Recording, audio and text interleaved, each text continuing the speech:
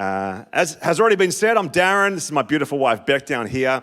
We have a pretty good life most of the time. People say, "How you doing?" I'm like, "I'm pretty great most of the time." I'm okay some of the time. I'm terrible some of the time. Anyone relate? Right? Yeah. Sometimes I'm like, no, I won't go there. It's all good. We've been pastoring in different capacities for about 20 years, just gone 20 years. We planted our church in 2002. Then we became a campus of a larger church in 2010, about 10 years later, 2012-ish. And then in COVID, we merged our campuses all together and transitioned leadership, and now we're on the exec team underneath our lead pastors, Pastors Nate and Rach Welburn, who we love. They're good friends of ours too. And we just kind of really felt called into this marriage space about 5 years ago. God just really started putting it on our hearts to just a journey and speak into marriages. We've been talking into marriage, like pre-marriage stuff for around 15 years now, and now some of those couples are coming up to us and saying, "Oh, you told us this when we started, and we're still doing it." And we're like, "That's so good." We forget that we told you that, but that's awesome. We value brutal honesty. Well, she does.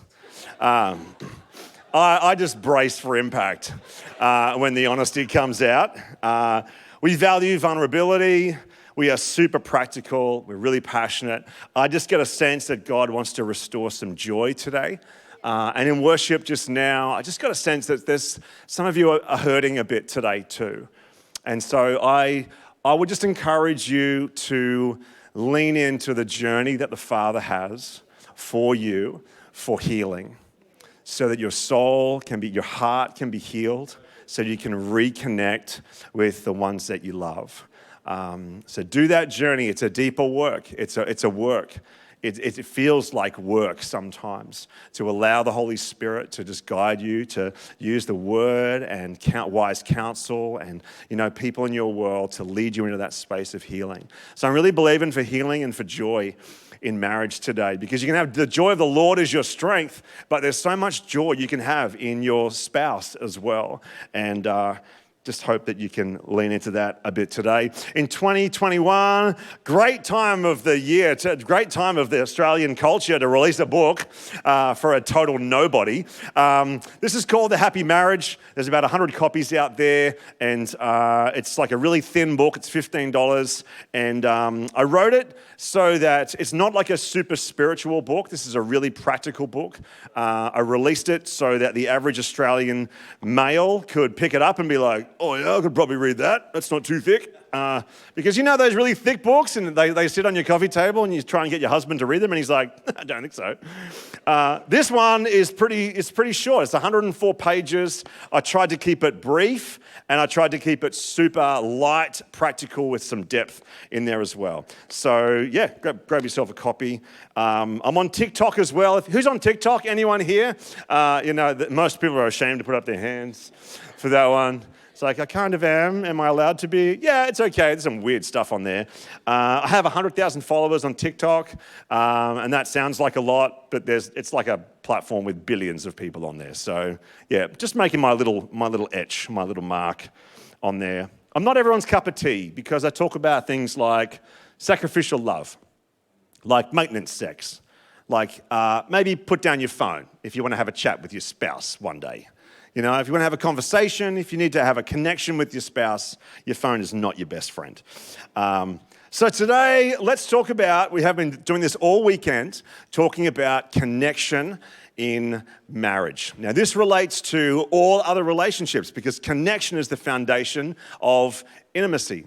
Connection is the foundation of any friendship that you have, of your relationships with your co-workers, family members, church family. Connection is like the relational foundation for all relationships. And we're wired for intimacy. We want this. Each of us is wired to seek intimacy with our spouse and closeness with our friends and closeness with our church family. Maybe you've got a group that you're really close with right here. But before we get into some super practical stuff, just wanted to share a little bit about what I think God's heart is for marriage. You keen? Who's ready? Awesome. Here we go. Marriage is the invitation from God to love deeply, to love well, and to love selflessly. Marriage is like a microcosm of the gospel of Jesus. Great little book you can read after you've read mine. Is called The Meaning of Marriage by Tim Keller. Brilliant book. In it, he talks about how marriage is a reflection of the gospel, in that Jesus sacrificed his life to bring us into closeness with him. And what we find, his little catchphrase is mutual sacrifice brings mutual fulfillment. So when the both of you are sacrificing for each other, not a one-sided marriage, but both of you are sacrificing for each other, you are both led into this beautiful space of contentment, of intimacy, of closeness. It's so good. So marriage is a microcosm of the gospel in so many ways. This is the place where we learn to love and surrender and sacrifice and serve each other. It's where we go on super exciting journeys of personal growth and growing up in ourselves and delayed gratification. Who loves? I don't love that part. It's where we discover the true power of forgiveness and vulnerability. Marriage is where we get to enjoy God's great gift of sex, which gives us the highest human experience of intimacy. Marriage confronts us with our own humanness, our need for grace, our sinfulness. It tells us how self-absorbed we really are. We have friends, really close friends of ours, and They were married for many years, and people kept asking them, when are you having babies? When are you having children? When are you having children? And she just started saying to them, oh, we can't. And they were like, oh, we're too selfish. I was like, are you okay? All right. We get confronted in marriage with our own selfishness, our own neediness. I'm pretty needy sometimes. Beck's like, needy Darren's hanging around a bit long today. I'm like, okay. Good call. Good to know. Marriage confronts us with this choice of whether we're going to love despite how we're feeling. Despite even feeling loved or not, are we going to choose to engage in love? It's hard when you feel hurt. It's hard when you feel offended. It's hard when you feel disconnected from your spouse. I think marriage is like a pressure cooker of love and feelings and the mundane thrown in with the glorious. It's this pressure cooker. Marriage is a gift from God to explore the depth of your own very human heart and to journey with God into deeper connection, deeper love, deeper intimacy, deeper contentment. Marriage is the invitation to be deeply loved, just as you are learning to deeply love. I've done about 125 weddings, and my challenge to each couple in the middle of their ceremony now is to love deeply and love well, because that sets you on a journey, a really deep well of a journey to be selfless in your love for each other. So one of the biggest factors that I've discovered in marriage is what we need so much of is wisdom. Wisdom to know what to do when you have no idea what to do. Like, when you bring your newborn home for the first time and you're like, I don't even know how to hold this thing. Wisdom to know where to start when you've said something wrong and your spouse is offended. Wisdom to communicate expectations when things have shifted between you or you've gotten older. Wisdom to know what to say when you feel super disconnected. Wisdom to choose well so that you can build slowly but surely over time the marriage that you both dream of. So we're going to open up the word right now, Proverbs Chapter 24, verse 3 to 4. And I'm reading from the NIV today as well. Who's got it? You there? It's on screen anyway. It's on screen if you can't find the app on your phone fast enough. That's all good. Proverbs 24 verse 3 says, by wisdom a house is built, and through understanding it is established. Through knowledge its rooms are filled with rare and beautiful treasures. I love this. By wisdom a house is built, not by manipulation, not by control, but by wisdom. Not even by huge amounts of money, not by great emotional intelligence, but by wisdom. That's how we build the homes, the families, the marriages, the lives, the futures that we want, with wisdom. So let's talk about wisdom today. When my son turned 14, my eldest son turned 14, we bought him, we overspent on our budget, not a great idea. I'm a financial counselor on my other job, so I tell people not to do that now. We overspent, and it's his birthday morning, and we're setting up this great big basketball ring in the front yard, and I'm putting it together, and the instructions are over here, and I'm glancing and doing, and then I had to like fit these two like long metal poles together, and they were designed to go one way, and it's kind of a little bit tight, and I'm just kind of pushing really, really hard, and it's never a good idea to force anything, is it? There's all kinds of sayings about that. Most of them I can't repeat. And pushing these two metal poles together, I'm trying to get the lines to match up, and I'm like jamming it into the ground. We've got like some timber and some cardboard. I'm jamming it into the ground, and I go back to the instructions, and I've realized that hole is meant to be on the other end. And that's not how great. And then the reality of what was happening really set in. And I've just wrecked my son's birthday. I've wrecked something that's cost us $300. And I'm like, great. So I'm pacing the front yard, losing my stuff, like, woohoo! And Beck comes out in her beautiful way, goes, "Is everything all right out here?"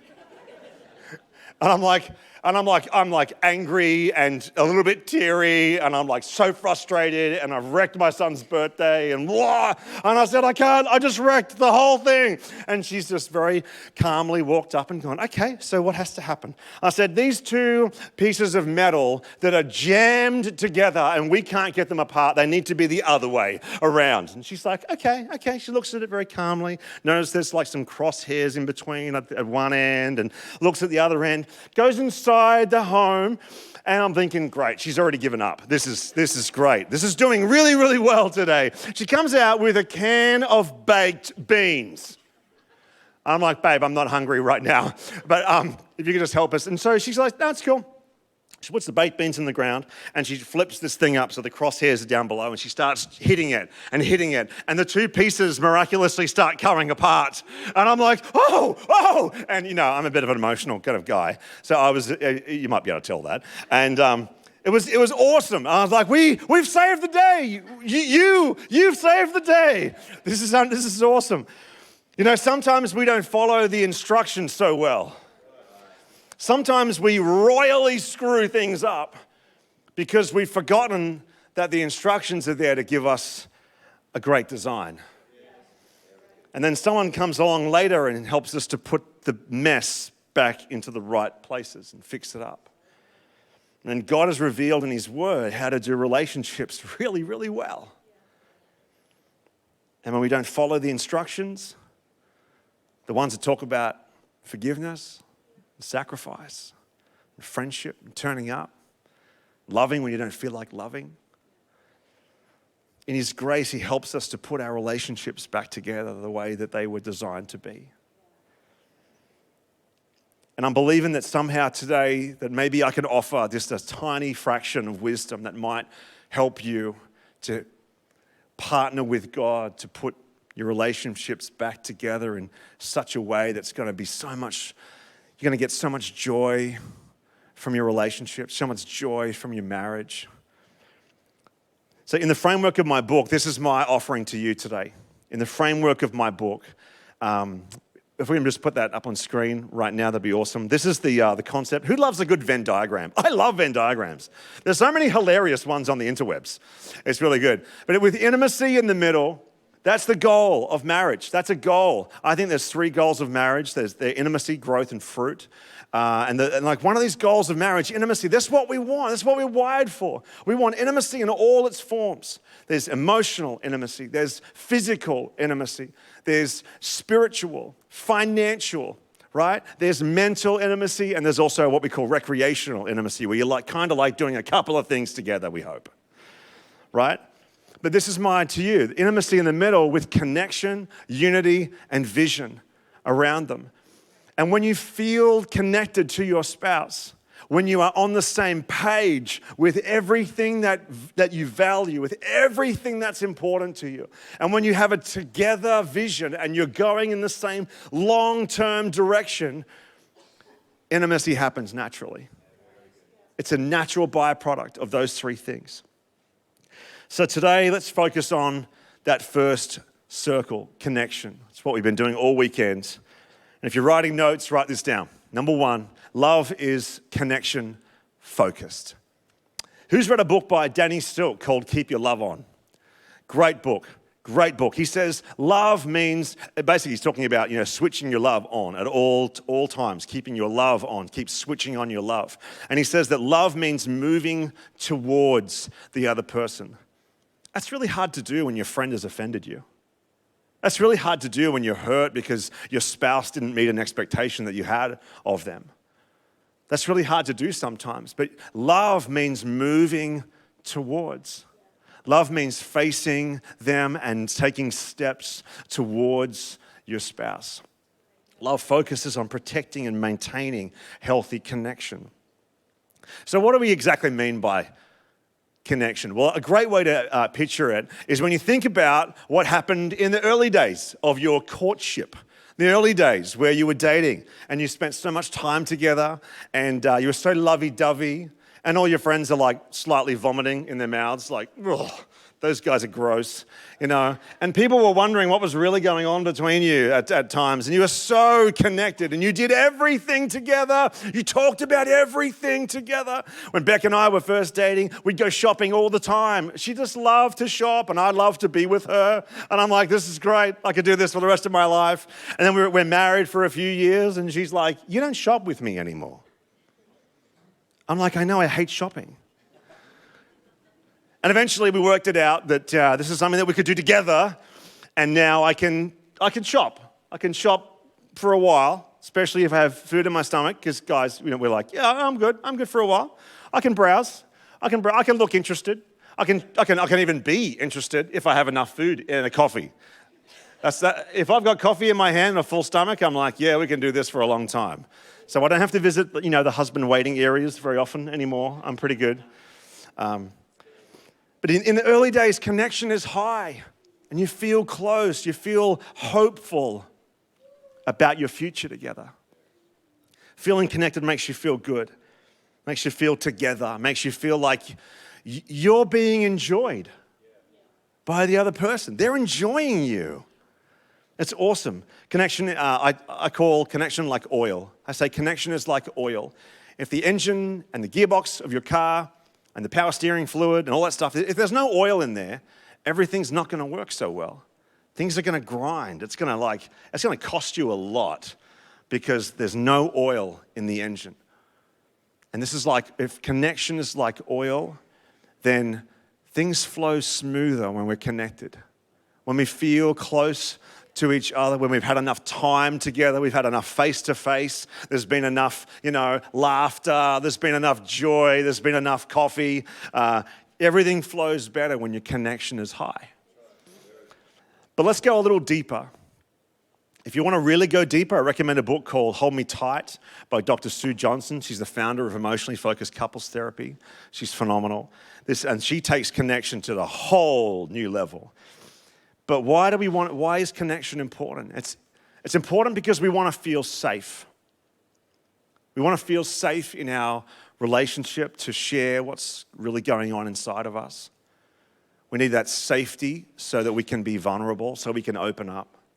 We need that safety so we can be unconditionally accepted for who we are.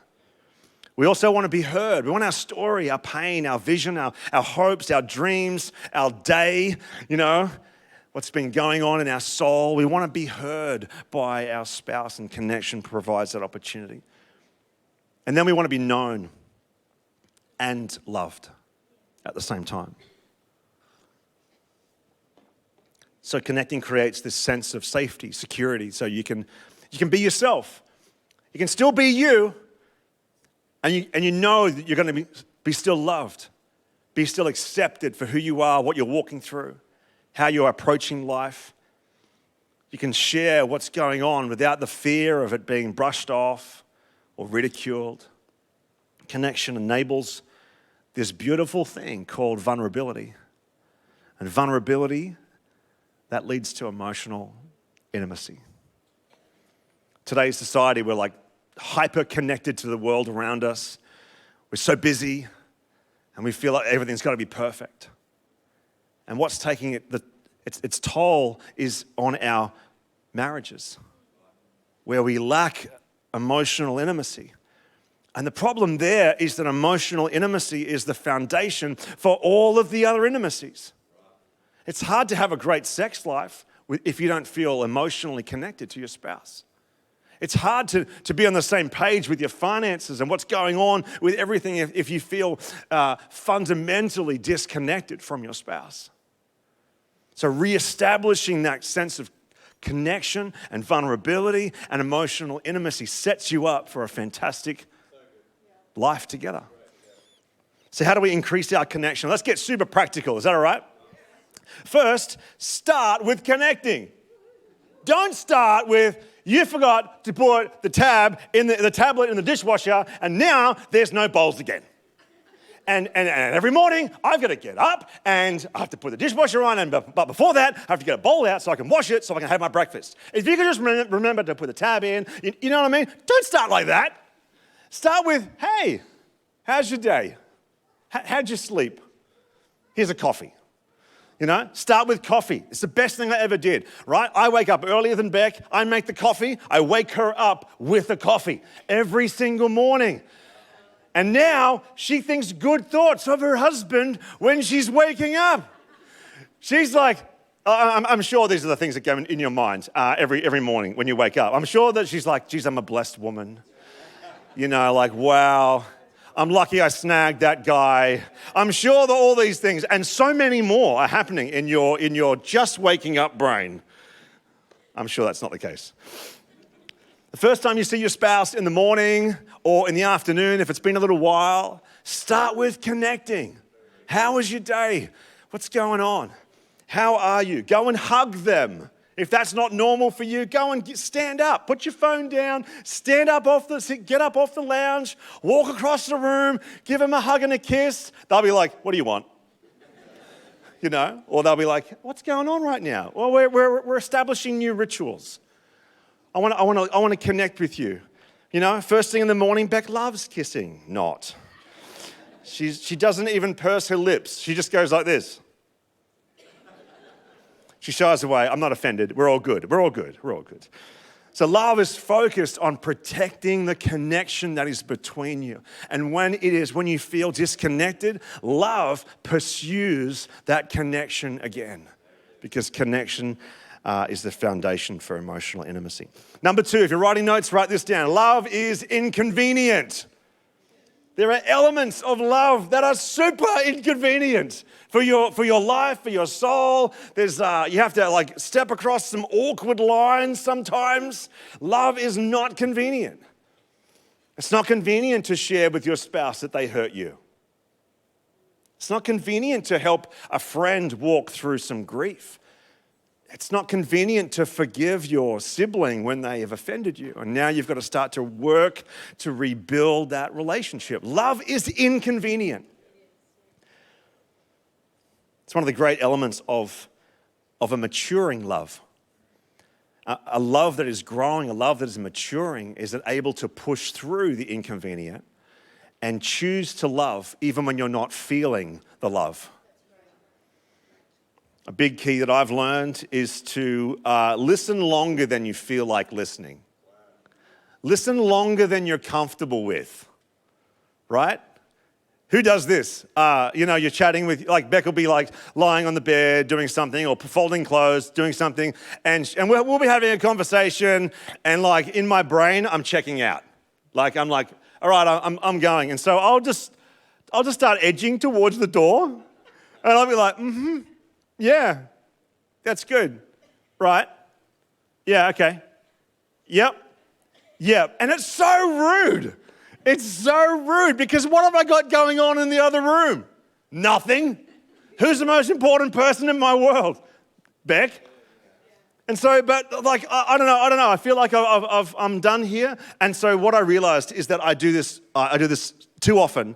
And so now I try to sit down, face Beck and say, tell me more. What else is going on? How did that make you feel? You know, like the classic one. You know, men are like, don't ask that question. No, ask the question. What is going on inside your spouse's soul? How are they going as a result of what happened to them in the day? Right? But we get this little urge to move away. No, don't pull away. Engage. Lean back in. Love is inconvenient. Love can get awkward. Beck says, embrace the awkward. Embrace the awkward. It feels awkward to pray together for the first time. Do it anyway. Right? It can get weird and tense in the home when you're walking through something and it's taking a while to process, you know? And then you walk down the hallway together and you're like, oh boy, here we go. It's weird, it's awkward, that's okay. Embrace the awkward. It's okay to have weird moments and tense moments and frustrated moments in your relationship. Just keep going. Just keep connecting, keep engaging. We have this little code that we use. We say, as Pastor Wendy said earlier, we say, in the interest of open communication, and that's like code for brace yourself because something's incoming your way. And it's just our kind opener to say, I need to share something with you that's important to me, and I need you to listen, and we're going to work this out together because we're a team, right? Team in everything. Proverbs 27 verse 6 says, wounds from a friend can be trusted, but an enemy multiplies kisses. So you know that when your spouse comes to you and says, hey, there's this thing I really would like us to have a chat about, you know they're coming for the best interests of your relationship. They're coming because they're sharing something that is important, that's deep, that's valuable. They're expressing some vulnerability. And so we need to be careful with our spouse's heart. You need to steward your spouse's heart really, really well. Our kids know that in our family we talk things through. I'm sure they're so sick of it. We don't hide. I don't want to hide something for the next generation to uncover that was an issue. You know, we hash things out. We embrace awkwardness because we want to protect the connection. And that's hard to do with teenage kids. Patrick Lencioni, if you've read his book, The 5 Dysfunctions of Teen, great little book. He talks about 5 levels, right? Considered like a pyramid with 5 levels. And the second one off the bottom is fear of conflict. And the problem in your marriage is when you have a fear of conflict is that what that creates is what he calls artificial harmony. Artificial harmony is when we try and keep the peace. Oh, everything's good around here. No, we're fine. Everything's nice. Everything's good. But actually under the surface, there's a disconnect. Under the surface, there's an issue that everyone can see. Something's going on here. This is weird. So what we want to do is we want to overcome that fear of conflict, and we want to embrace the awkward, we want to embrace the inconvenient, and we want to move towards our spouse in love so that we can help and heal and journey together through whatever is going on, because we know that on the other side of that awkwardness, we know that on the other side of that journey, however long it looks. We went through some stuff a couple of years ago. It lasted 9 months. 9 months of things feeling a little bit off. 9 months of yeah, we're okay. No. Oh boy, here we go. But I knew that on the other side of whatever this journey was going to look like, there was greater intimacy. Do the work, people. Do the work. Love is inconvenient. But if you're prepared to go there, if you're prepared to engage in healthy conflict, in love that is sacrificial, love when you're not feeling like it, you get a chance to grow up. I'm going to talk about that a little bit tonight before we do some Q&A. If you're writing notes, write this down. Number 3, love is unhurried. Love doesn't hurry. Love slows down. Love takes its time. Love enjoys the little moments that we get to spend together. Love isn't frustrated by small delays because it just means more time with the one that you love. You ever see those Macca's ads in summertime? You know, I always want to go to Macca's at 2 points in the year. In summer, which is like a 3-month time, and then when it's Macca's Monopoly. Like, Macca's Monopoly, I'm always like, I don't have that one. I'm probably going to go and get that one. And then I don't, and then I feel sick afterwards. I think that Macca's is like sin. It looks really, really good until after you've done it. Anyway, that was for free. But I love those Macca's ads when there's all these young adults and they're cruising around in all these bummy old cars, you know, and they're going on some great road trip and they cruise through drive-through and they get their meal. And then they're all of a sudden they're at the beach. They're at the beach and the wind is blowing in their hair and they're laughing and, you know, and they're connecting. And what I love that it represents is this unhurried love. We're taking the time just to hang out. There's not a phone in sight. They're not all sitting on Snapchat, chatting with other friends that aren't in the room, that aren't on the bonnet of the car. Love is unhurried. John Mark Comer, in his book, The Ruthless Elimination of Hurry, which I think is such a prophetic book for our time, he says that his worst moments as a husband, his worst moments as a dad is when he's in a hurry. Who was in a hurry? Don't put up your hand. Who was in a hurry this morning when you were trying to get to church? There's a couple of really brave people. Like, how did you respond to your spouse? How did you react to your children? We got to slow down, people. We need to Sabbath really well. Stop overcommitting yourself. Take stock of your life and slow it down. Because love is not in a hurry. Hurry cuts short the moments that are beautiful. Hurry keeps our relationships shallow. Hurry kind of short circuits true connection with the people that we love. One of the best things you can do for your marriage is to debrief the day together. We try and, it's like a ritual of connection. The Gottman Institute, John Gottman, talks about rituals of connection. What do you do that is a ritual of connection in your marriage? And so I learned to cook in COVID because Becca's a phenomenal cook, but she works much later hours than I do now. So I had to learn to cook. And now the children love my cooking, but not for the first few months. That was a challenge. But now she loves to come home and I'll pour her a glass of wine and she'll sit on the other side of the bench and we just debrief the day together. What happened today? You know, and then I'll tell her a bit about what's going on in my world and then she'll come and fix some cooking that I'm doing probably wrongly because I'm still learning. True story, we were debriefing the day on the lounge about 6 months ago and I thought it would be a really great idea to just lay back. And so I'm like, yeah, no worries. And it's true that I may have closed my eyes for a little while. Debrief the day together. Just such a great tool in your marriage tool belt, right? Nir Eyal wrote a book called Indistractable, and in it he said, time is the food of friendship. Time is the food of friendship. And friendship is such a great foundation for your marriage. I love it when Beck says to me, I like you. Because that means she likes me as a human. She doesn't just love me because she's stuck with me. Friendship is a great foundation for your marriage. So love focuses on connection, is inconvenient, and is unhurried. Get connected. Slow down. Enjoy your spouse. In Proverbs 4-ish, it says, drink water from your own cistern. You know, I think it's in Ecclesiastes, it says, enjoy the wife of your youth. Enjoy each other. Take time out together. Appreciate who you have. Practice gratefulness. It's such a great way of appreciating who you have right now. Right? Of enjoying your spouse.